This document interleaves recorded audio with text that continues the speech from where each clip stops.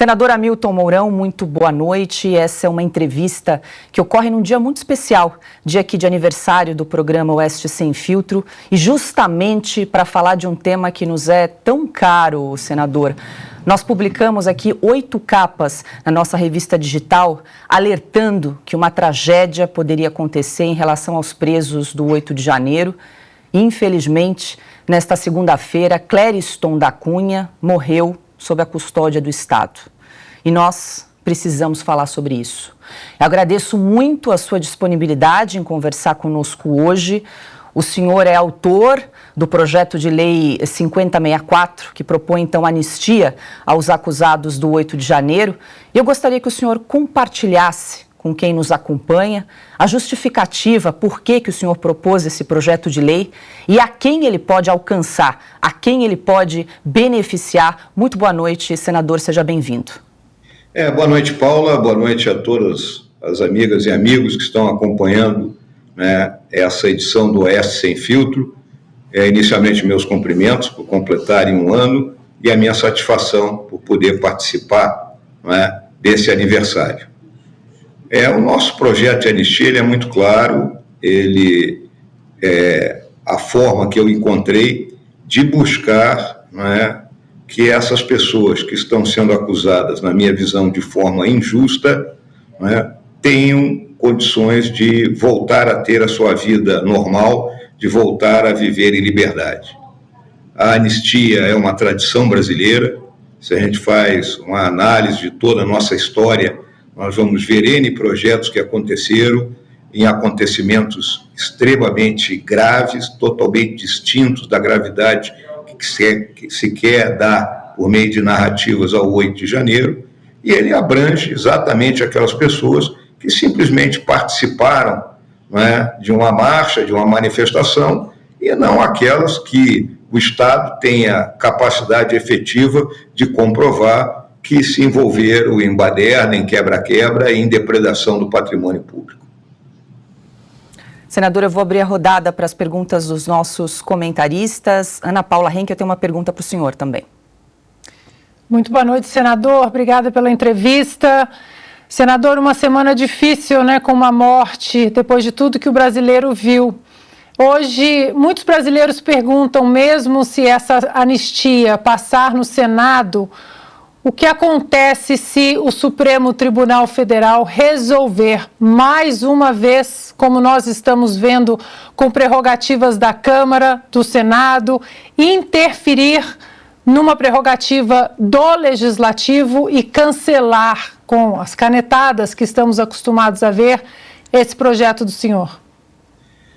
Pois é, Ana Paula, a realidade é que se nós tivermos, como eu espero, a maioria expressiva dentro do Congresso, votando esse projeto, seja aqui no Senado, seja na Câmara, eu tenho a visão de que a nossa Suprema Corte compreenderá os seus limites, e entenderá que nós aqui estamos expressando, vamos dizer, aquilo que é a visão do povo que nos elegeu, seja como representantes da Federação, seja como representantes deles mesmos, que são os nossos deputados, e espero, com isso, que a gente consiga pacificar esse assunto e abandonar, de uma vez por todas, essa visão de que esse grupo tentou dar um golpe de Estado aqui do Brasil.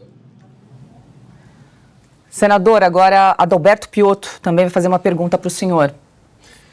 Senador, boa tarde uma vez mais, seja bem-vindo. O meu questionamento é: o seu projeto mexe num dos pontos mais delicados hoje da questão brasileira, que é interferência ou decisões abusivas em relação à Constituição, aos direitos de réus, de acusados e também de advogados por parte do Supremo Tribunal Federal. Hoje, exatamente hoje, é o dia seguinte a uma decisão de ontem do Senado da República, do qual o senhor faz parte, em que o Senado deixou muito claro que quer conter esses excessos e abusos de invasão de prerrogativas do Supremo Tribunal Federal. O senhor acha que com a resposta hoje dura do Supremo em relação à decisão do Senado ontem, o seu projeto ganha força para avançar ainda mais? Olha, é uma construção, Adalberto. Eu tenho que conseguir construir hoje. Obviamente, nós temos o grupo de senadores de oposição, com alguns que vêm se juntando a gente. Hoje o projeto ele está na Comissão de Defesa da Democracia, ainda aguardando uma relatoria. Eu tenho que trabalhar junto à presidente da comissão, que é a senadora Elisiane Gama, para que ela indique o relator. Ou seja, tudo isso é um processo, é importante que as pessoas compreendam isso, que uma andorinha só não faz verão. Agora, eu reafirmo, é a única forma que nós temos de enfrentar o abuso que foi cometido em relação a essas pessoas, que não foram submetidas ao devido processo legal, muito pelo contrário, onde deveriam ter começado a serem julgadas na primeira instância e já estão na última instância, onde não tem para quem recorrer. Só sobram nós mesmos, os representantes do povo brasileiro. Pergunta agora é de Augusto Nunes. Senador, boa noite, muito obrigado pela entrevista, é um prazer conversar com o senhor. O senhor acha importante que esta bandeira seja sustentada por manifestações de rua pacíficas, naturalmente, senador? Augusto, prazer aí em rever o amigo, né? Mesmo aqui nessa distância virtual que estamos. É óbvio, né, que a pressão vinda das ruas sempre é importante para mostrar o apoio popular a esse projeto. São momentos complicados, momentos difíceis, muitas pessoas temem hoje se manifestar, depois de tudo que ocorreu ao longo dos últimos tempos, das perseguições que são realizadas, dessa questão do inquérito que está instaurado desde 2019, que não tem prazo, não tem objeto, e que eu chamo que é um inquérito bombril, ele tem mil e uma utilidades, ele serve para enquadrar todo mundo, então muita gente tem medo. Então eu vejo que é importante, mas compete a nós aqui no parlamento construirmos essa maioria e levarmos esse projeto adiante. Eu acho que nós temos condições para, no primeiro semestre do ano que vem, conseguir aprovar esse projeto e, consequentemente, devolver a essas pessoas a sua capacidade de ter uma vida normal. Piotr. Senador, só mais um questionamento. O senhor fez menção aí ao inquérito Bombril. Hoje, na defesa do Supremo Tribunal Federal, depois da aprovação de ontem do Senado, que tenta limitar justamente esse ativismo do Supremo Tribunal Federal, invasão de prerrogativas, coisas que os senadores da oposição, o senhor já fez menção a esse assunto várias vezes na tribuna do Senado, mas hoje, exatamente hoje, no Supremo Tribunal Federal, o ministro Gilmar Mendes defendeu o inquérito que foi instalado lá pelo ministro Toffoli e defendeu a atuação do ministro Alexandre de Moraes, talvez das coisas mais controversas nesse momento.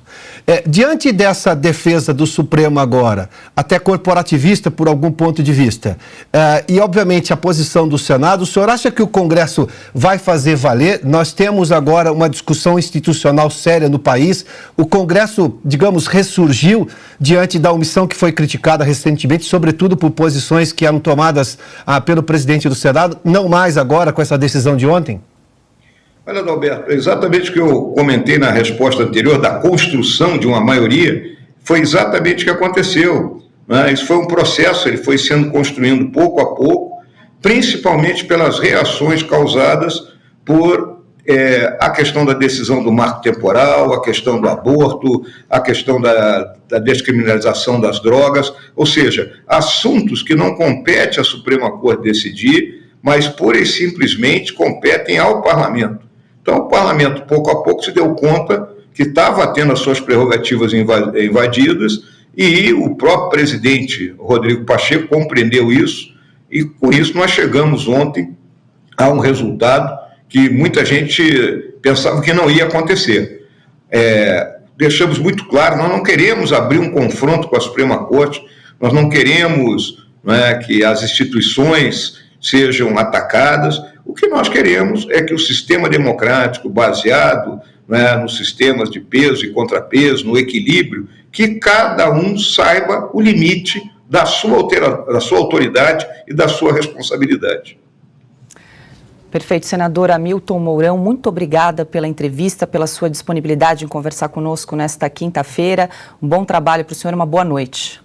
Uma boa noite e, mais uma vez, parabéns ao Oeste Sem Filtro por esse trabalho extraordinário de jornalismo real, verídico que vocês realizam. Grande abraço a todos.